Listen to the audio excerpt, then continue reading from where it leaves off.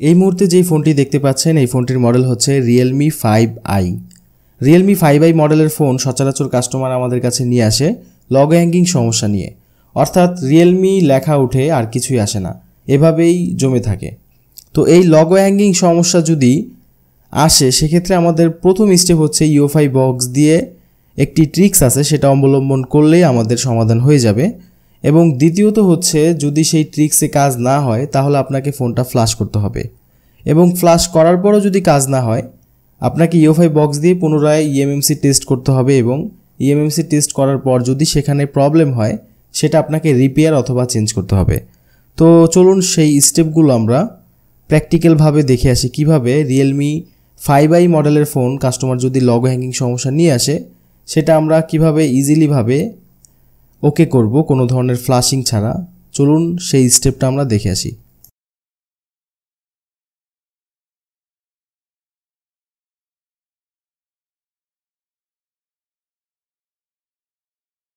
আপনার কাছে যদি UFI বক্স থাকে তাহলে আপনি এই কাজটি করতে পারবেন।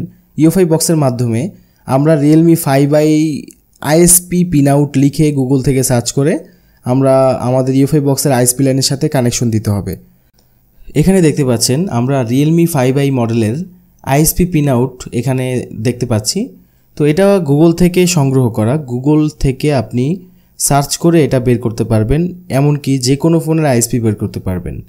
তো এখানে আমরা আমাদের যে অ্যাডাপ্টারটা রয়েছে এখানে VCC-Q এবং VCC যে লাইনটা রয়েছে এই দুইটা লাইন বাদ দিয়ে অন্যান্য যত লাইন আছে সেগুলো আমরা জাম্পার করব।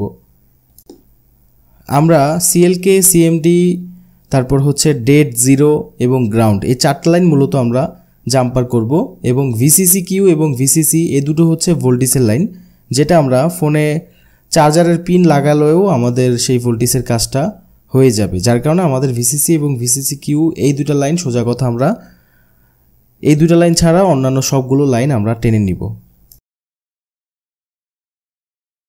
তো এখানে আমরা ব্যাটারি কানেকশন লাগাবো না, ব্যাটারি খোলা অবস্থায় আমরা এখানে ISP লাইনগুলো UFI বক্সের সাথে কানেকশন দিয়ে নিব এবং আমাদের ফোনের চার্জিং পিনের সাথে চার্জারটি কানেকশন দিয়ে দিব, তাহলে আমাদের VCC এবং VCC-Q লাইনটিও পেয়ে যাবে। Welcome back. এখন আমরা UFI বক্স সফটওয়্যারটি ওপেন করে নিচ্ছি।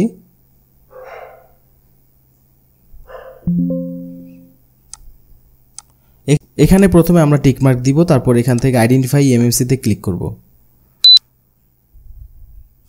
ওকে, আমাদের eMMC আইডেন্টিফাই হয়েছে এবং আমরা এখন এখান থেকে ইউজার পার্টে ক্লিক করব। তারপর এই যে ইউজার পার্টের যেই ফাইলগুলো দেখতে পাচ্ছেন এখান থেকে মিস্ক নামে একটি ফাইল আছে সেটা আমরা কেটে দিব।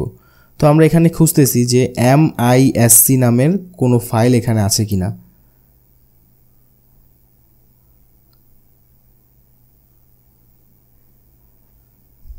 ওকে, আমরা পেয়ে গেছি। তো এটাকে টিকমার্ক দিতে হবে, তারপর এখান থেকে ইরেজে ক্লিক করে দিব।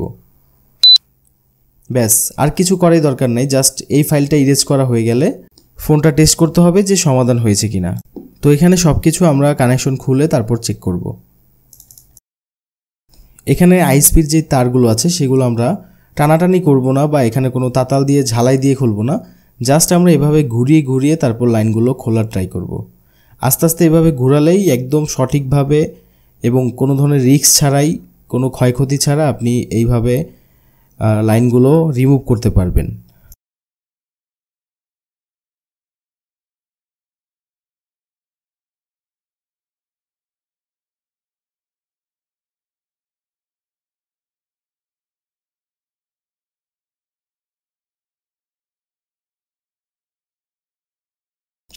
ওকে, তো আমরা ফোনটা অন করছি, আশা করি আমাদের ফোন সমাধান হয়ে গেছে। যদি সমাধান না হয় সেক্ষেত্রে দ্বিতীয় স্টেপে ফ্লাশ করতে হবে, এবং তৃতীয় স্টেপে আমাদের UFI বক্স দিয়ে eMMC টেস্ট করে eMMC-তে যদি প্রবলেম থাকে সেক্ষেত্রে তৃতীয় স্টেপে eMMC দেখতে হবে।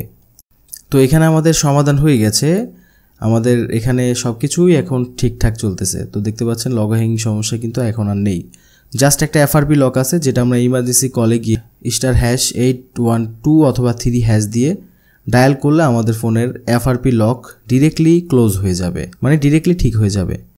তো আমরা এই টিউটোরিয়ালের মাধ্যমে ছোটোখাটো কিছু বিষয় শিখলাম। আসসালামু আলাইকুম।